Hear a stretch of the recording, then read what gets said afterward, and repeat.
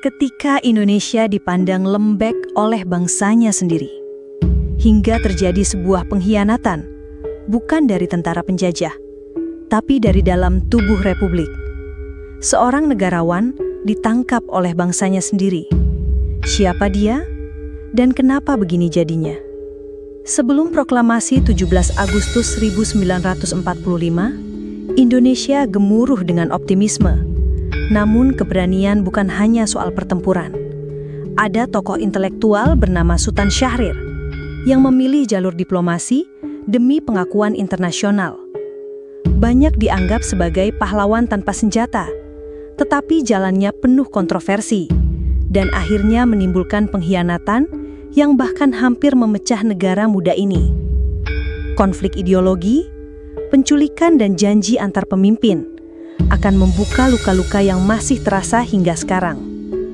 Pada bulan November 1945, pemerintah Indonesia membentuk kabinet parlementer di bawah pimpinan Soekarno dan Muhammad Hatta. Syahrir, intelektual jelas dari Minangkabau yang pernah belajar hukum di Leiden dan memimpin gerakan bawah tanah saat Jepang, diangkat sebagai Perdana Menteri pertama Republik. Dalam kabinetnya, dia bersedia bernegosiasi dengan Belanda, termasuk perjanjian seperti Linggarjati. Banyak yang menilai bahwa ini adalah bentuk pengkhianatan terhadap semangat perjuangan. Namun Syahrir berpendirian, diplomasi adalah senjata paling efektif untuk menghindari perang total. Pada 27 Juni 1946, terjadi peristiwa transformatif. Syahrir diculik oleh kelompok militer dan Tan Malaka. Mereka membentuk Persatuan Perjuangan, menilai bahwa diplomasi Syahrir terlalu mengkhianati ideal kemerdekaan total. Bagi mereka, cara itu tidak cukup revolusioner. Presiden Soekarno akhirnya memaksa pembebasan Syahrir demi menjaga stabilitas pemerintahan, meskipun ketegangan ideologi makin melebar. Tim yang radikal seperti Tan Malaka mengecam kebijakan Syahrir yang moderat. Mereka menganggap diplomasi seperti menjual bangsa. Di sisi lain, masa kelompok muda yang masih dipimpin oleh Soekarno-Hatta mulai terpecah antara tawaran diplomasi dan semangat pergolakan bersenjata.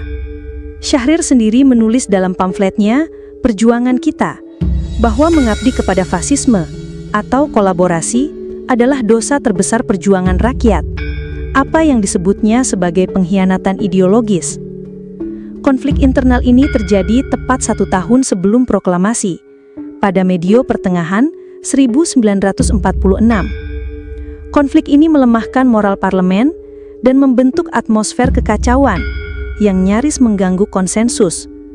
Namun perang internal ideologi itu justru membuat para tokoh lebih giat mempersiapkan kesiapan mental politik bangsa menjelang kemerdekaan penuh.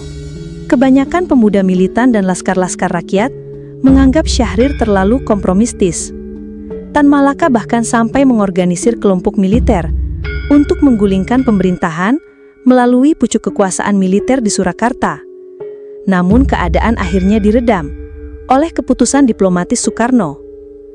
Sebagian publik melihat penculikan ini sebagai bukti bahwa diplomasi bisa dipersepsikan sebagai pengkhianatan semangat revolusioner. Konflik beginilah yang membuat Syahrir dan kelompok radikal seperti Tan Malaka bersitegang dalam diapolitik. Seperti contohnya terdapat dalam kitab Sejarah Indonesia Modern. Perjuangan bukan hanya soal senjata, diplomasi juga punya sisi pahit. Pengkhianatan bisa muncul di dalam tubuh bangsa sendiri, bukan hanya dari penjajah.